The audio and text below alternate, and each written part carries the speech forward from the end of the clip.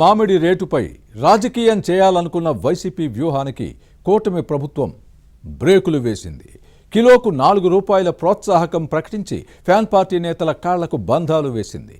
మామిడి రేటుపై గత ఏడాది నానాయాగి చేసిన వైసీపీకి ఈసారి అలాంటి అవకాశం లేకుండా పోయింది. ఆ వివరాలేంటో ఈ స్టోరీలో చూద్దాం.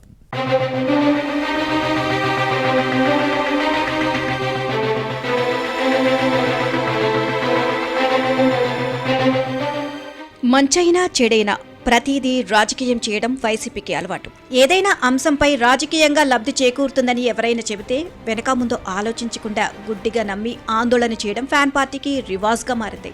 అలాంటి వాటితో పార్టీకి నష్టమని ఎవరైనా చెబితే కసుబుసులాడడం వైసీపీ అధ్యక్షుడు జగన్కు ఉన్న సహజ లక్షణం.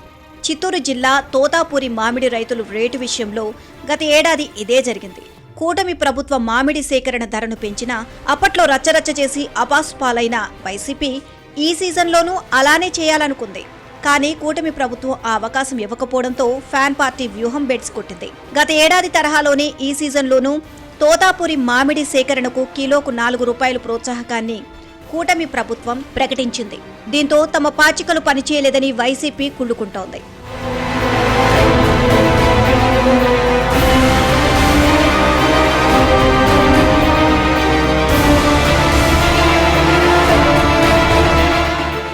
మామిడికి గిట్టుబాటు ధర కల్పించలేదు అంటూ గత ఏడాది వైసీపీ అధ్యక్షుడు జగన్ చేసిన హడావిడి అంతా ఇంత కాదు. 2025 జూలై నెల 2వ వారంలో బంగారుపాళ్యం వ్యవసాయ మార్కెట్కు వచ్చి పంటకు సరైన రేటు ఇవ్వలేదంటూ మామిడికాయలను రోడ్లపై పోసి ట్రాక్టర్లతో తొక్కించిన విషయాన్ని గుర్తు చేసుకోవాలి. వైసీపీ పాలనలో మామిడి రైతుల సమస్యలను పట్టించుకుని జగన్ గత ఎన్నికల్లో ఓటమి తర్వాత అమాంతం ప్రేమ ఒలకపోశారు.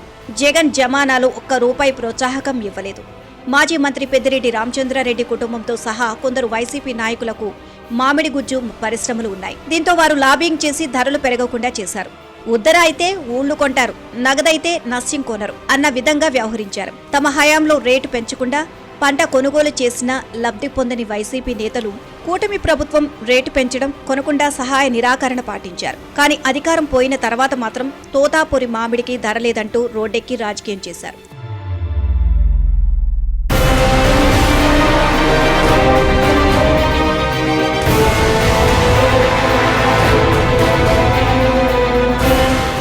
గత ఏడాది మాదిరిగానే ఈసారి పంట దిగుబడి పెరిగింది. ఇరాన్, ఇజ్రాయెల్ దేశాల మధ్య 2025లో తయారు చేసిన మ్యాంగో పల్ప్ ఎగుమతులు నిలిచిపోయాయి.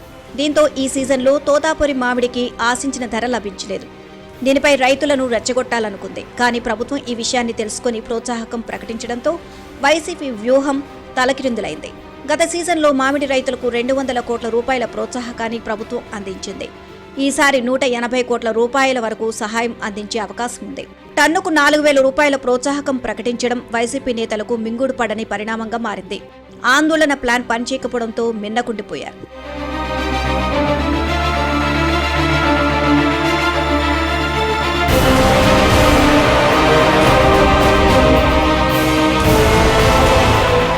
తోతాపూరి మామిడి సాగులో చిత్తూరు జిల్లా దేశంలోని మొదటి స్థానంలో ఉంది. పల్పు తయారీకి ఉపయోగించే మ్యాంగోలో 70% ఇక్కడే పండుతుంది. గుజ్జు తయారీ పరిశ్రమలు జిల్లాలో ఎక్కువగానే ఉన్నాయి. కూటమి ప్రభుత్వం అందిస్తున్న కిలోకు ₹4 ప్రోత్సాహకంతో వైసీపీ వర్గాలకి ఎక్కువగా లబ్ధి చేకూరుతుంది అన్న విశ్లేషణలు ఉన్నాయి. పార్టీ నేతల్లో ఎక్కువ మందికి మామిడి తోటలు ఉన్నాయి. తోతాపూరి మామిడి రేటును రాజకీయం చేయాలనుకున్న వైసీపీ వ్యూహం బెడ్సి కొట్టడంతో కొత్తగా ఏ సమస్యను పట్టుకుంటుందో చూడాలి.